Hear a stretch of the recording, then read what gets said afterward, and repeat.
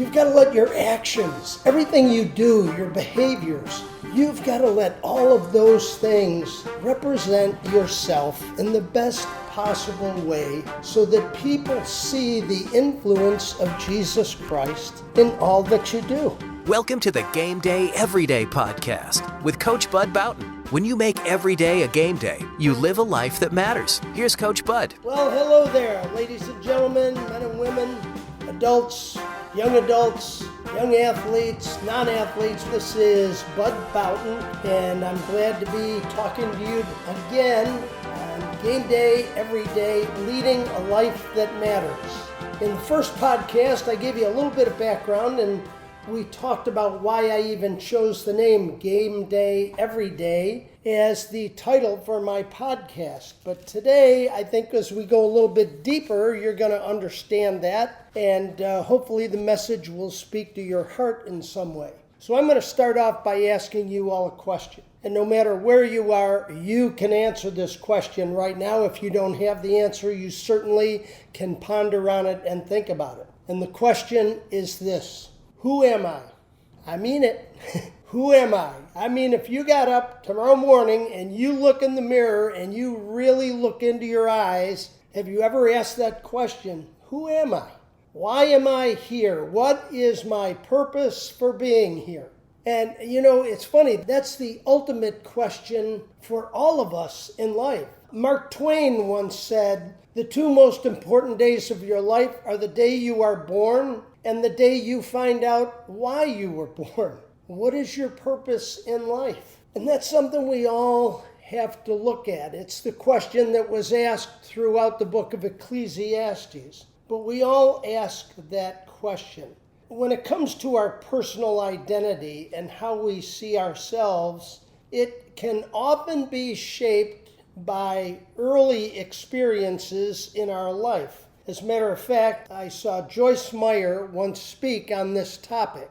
And Joyce came right out and said, your personal identity is often shaped by your early experiences in life. And boy, was that true for me. I mean, when I was 10 years old, every Saturday in the fall, I would sit next to my dad in the living room, and on our black and white Zenith television, I'd watch college football with my dad. And I actually bought a book, and I still own it. It was all of 25 cents then, a paperback 64 pages long, entitled How to Star in Football. And you know, amazingly, I ended up playing all 4 years of high school football. I played college football. I played youth football. I've coached at the college level. So my identity was shaped very much by those early years of my life. But I also struggled with my identity at a certain point, and we're going to talk about that in a few minutes as well. Think about who you are, who you want to be. Your identity may not be what other people see in you. You know, that's kind of interesting if you've ever taken a Myers-Briggs personality test. If you score yourself, you will see yourself a certain way, and yet if you have other people you work with, your colleagues in work, or maybe clients that you work with, and you have them take the test evaluating your personality traits, many times how you are seen by others is much different than the way you see yourself. I'm going to tell you, it's pretty interesting. I mean, are we comfortable with our identities? How would you like to go through life, your entire professional life, dressed up like an 8'4" bird? That's right. You know who I'm talking about. I'm talking about Big Bird on Sesame Street. And a gentleman named Carol Spinney spent almost 50 years of his life playing Big Bird on Sesame Street. He also played Oscar the Grouch. And just recently, several years ago, 2018, he retired. But I read a wonderful article about him. And it's amazing to think about that. I mean, he said in the article, "I always thought how fortunate for me that I got to play the two best Muppet characters. Playing Big Bird is one of the most joyous things of my life." Now, I'm trying to think about that. I've had a lot of different jobs in my career. I've worked for 3 Fortune 500 companies. I was a hybrid cloud specialist with IBM for a period of time. But I gotta tell you, when I was doing those things, would I describe my time with those companies as joyous? I don't know that I could. But here's Caroll Spinney talking about playing Big Bird as one of the most joyous things in his life. And I guess so. He ended up meeting all sorts of TV luminaries and important people. I mean, he met people like, for some of you younger people, you may not recognize the name Sid Caesar, who was famous on television in the 50s and 60s. Bob Hope, Jerry Seinfeld. He even met several of the presidents, including President-elect Barack Obama, when he had not taken office yet. So can you imagine? Here's a guy who's dressing up in that bird suit every day, but everybody in America knows who Big Bird was. They didn't know who Caroll Spinney was. They didn't know who the guy was inside, but he was the guy. Interesting, too, to read some other quotes. Originally, this is interesting, originally Big Bird was supposed to be played as a funny, dumb country yokel. When they brought Big Bird onto the show originally, that's what they wanted him to play. And Spinney was not comfortable with that. He said, I think I should play him like he's a child. Let me make him a surrogate, he recalled. He can be all the things that children are, and he can learn with the kids. And isn't that exactly who Big Bird was? Whenever they'd have a guest on the show explaining something about maybe how airplanes fly or whatever it might be, he was just as inquisitive as any child would be. You know, the president and chief executive officer of Sesame Workshop, the company that oversees Sesame Street, a guy named Jeff Dunn, said Big Bird has always had the biggest heart on Sesame Street, and that is Caroll's gift to us all. I think it's fair to say that Caroll's view of the world and how we should treat each other has shaped and defined our entire organization. That's amazing. Here's somebody describing, again, Caroll Spinney dressed up as an 8'4" bird that can't get off the ground flying. But the way he describes him here, those are words that any CEO would love to have, you know, the board of directors speak that way about them as a CEO. Spinney said about playing Big Bird, and I love this piece, I don't get to play him. I get to live his life. I've been playing a 6-year-old for 50 years. Imagine, is that your identity? You're going to be this bird? How did that happen for Caroll Spinney? Well, it started out. He met Jim Henson, the originator of the Muppets, at a puppeteer conference. But I'll tell you how it happened. It happened because if you go to Jeremiah chapter 29, verse 11, for I know the plans I have for you, declares the Lord, plans to prosper you and not to harm you, plans to give you a hope and a future. I think that's how that happened for Caroll Spinney. And you know, what a marvelous human being he was, and yet it all fits in with who Fred Rogers was in Mr. Rogers' Neighborhood, who was also kind of part of that whole Sesame Seed Workshop and the program he had. I love Fred Rogers has a great quote that I think is worth sharing, because when we contemplate our purpose in life, who we're supposed to be, I don't know if you can define it any better than this. At the center of the universe is a loving heart that continues to beat and that wants the best for every person. Our job is to do anything we can do to help foster the intellect and spirit and emotional growth of our fellow human beings. Life is for service. Life is for service. That's why we're here. This is God's world, and we're meant to be stewards in God's world. How we manage our time, our talents, and our treasures to make God's world a better place, to serve in such a way so that we can bring the kingdom into this world. I think that's what our purpose is supposed to be all about. And I think that's what Fred Rogers was talking about.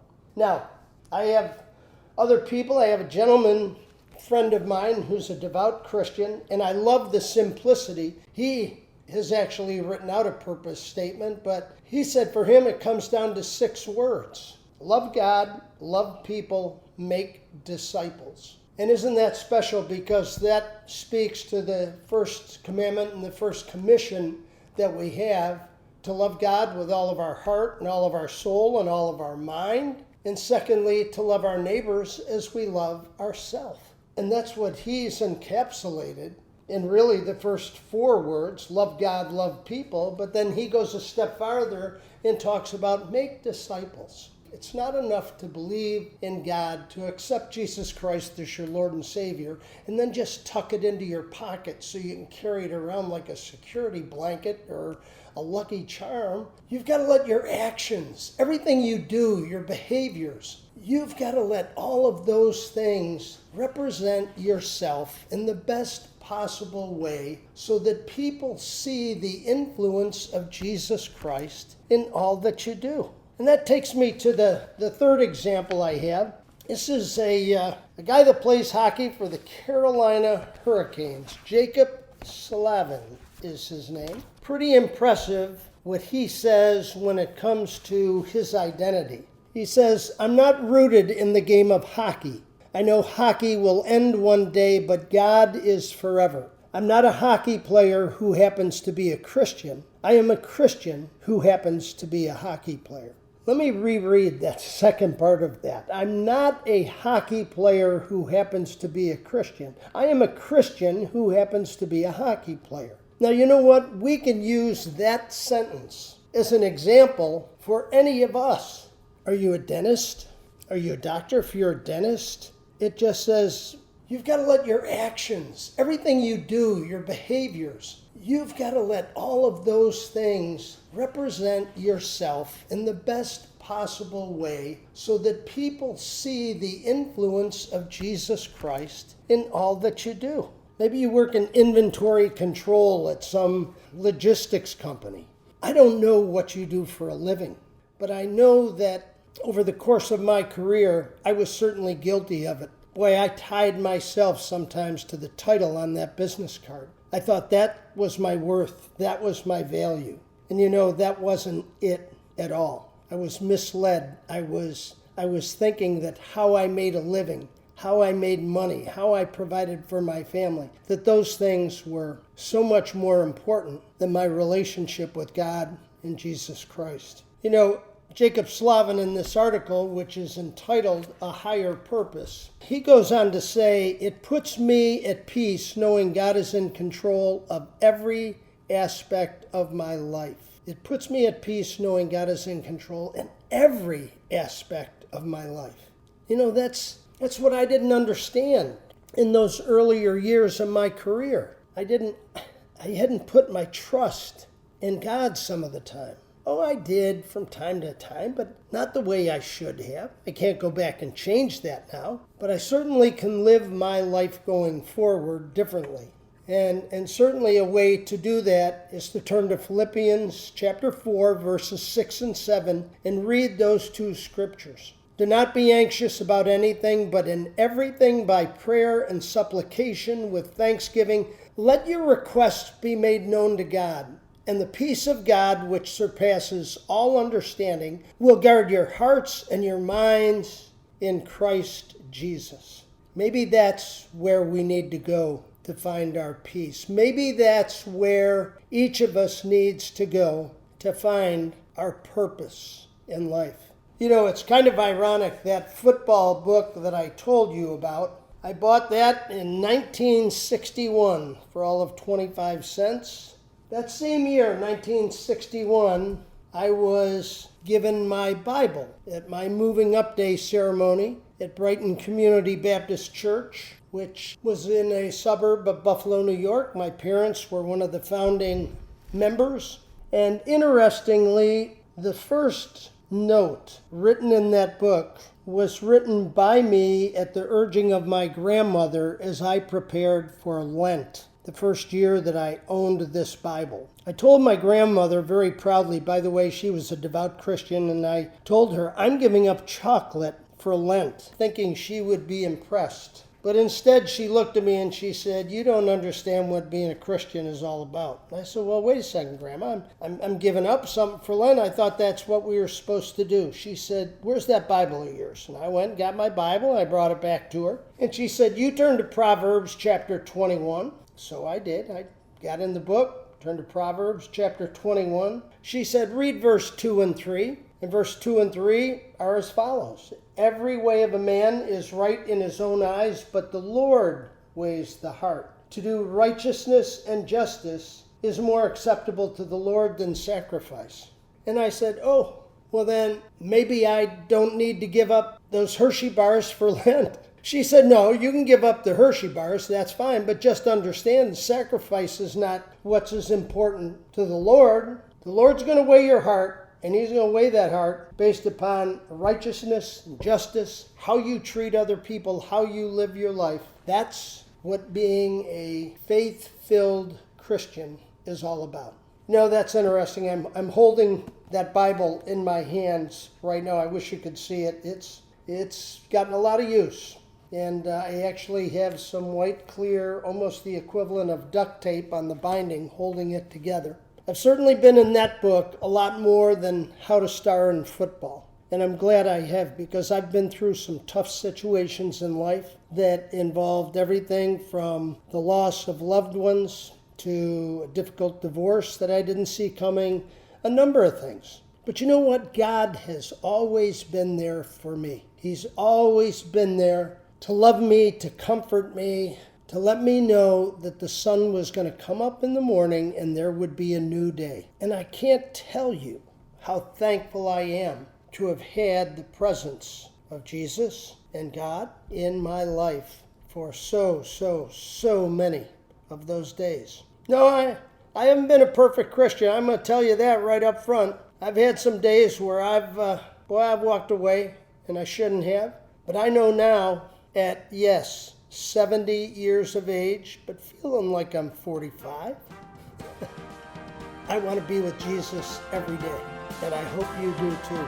So, until next time, I hope this message spoke to your heart in some small way. I hope you're doing well and safe wherever you are. We love you. Know that you are a loved child of God. Thanks for listening to Game Day Every Day with Coach Bud Boughton. Connect for more at budboughton.com. Be sure to subscribe to the Shine.fm podcast channel for new episodes.